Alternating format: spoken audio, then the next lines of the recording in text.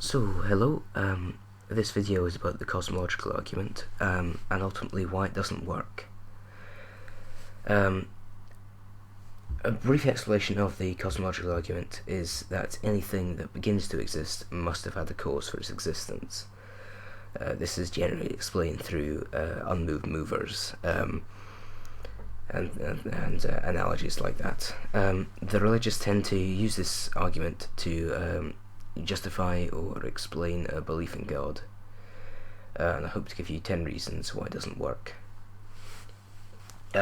Number 10, isn't it easier to say that this unmoved mover is actually something simple, not a god, but something fundamentally explicable by science, and saying that it is inexplicable, or saying that it is a complex god, it has nothing to do with the cosmological argument, and it is also so unbelievably unlikely as to not be worth talking about.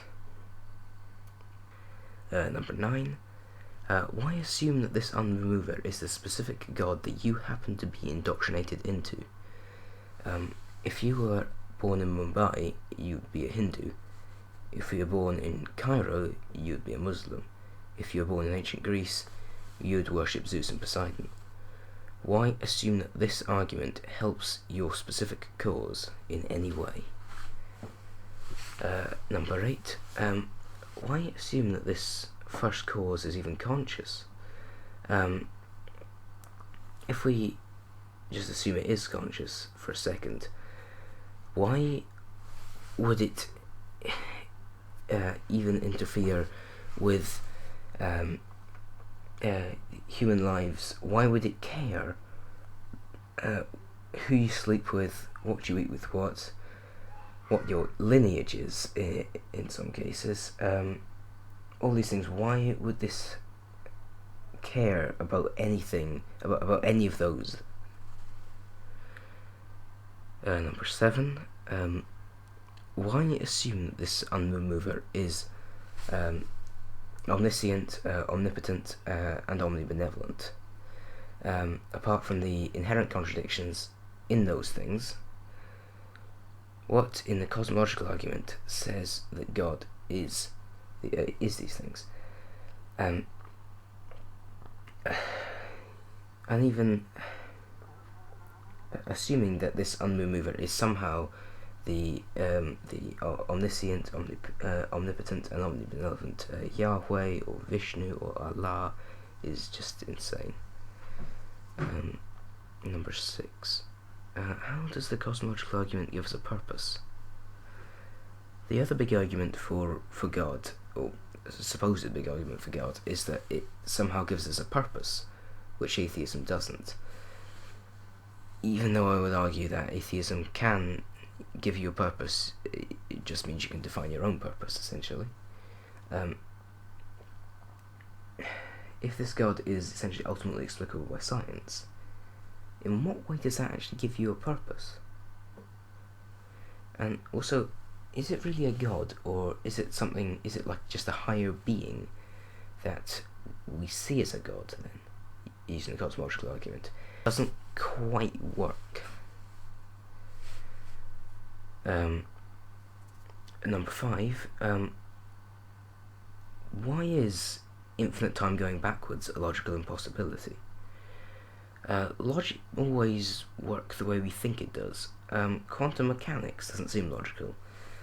The idea that a particle can be both a particle and a wave at the same time is not logical. The idea that when you shoot an electron through through one of two holes, it goes through both of them and takes every single possible path at the same time is not logical, but it is reality, so we should treat it as such. The idea that we can make the declarative statement that infinite time going backwards is logically impossible might not necessarily turn out to be true, and if it isn't, the cosmological argument just fails. Number 4, why does this unmoved mover require praise from humans? Why should we praise that it did by the very nature of its existence? First, isn't this rather selfish? I thought my recording. First, and second, why would it want praise from people? Assuming that it is the things we said before. I mean, conscious, omniscient, omnipotent, and omnibenevolent. Why would it require praise from humans? It doesn't. It doesn't work.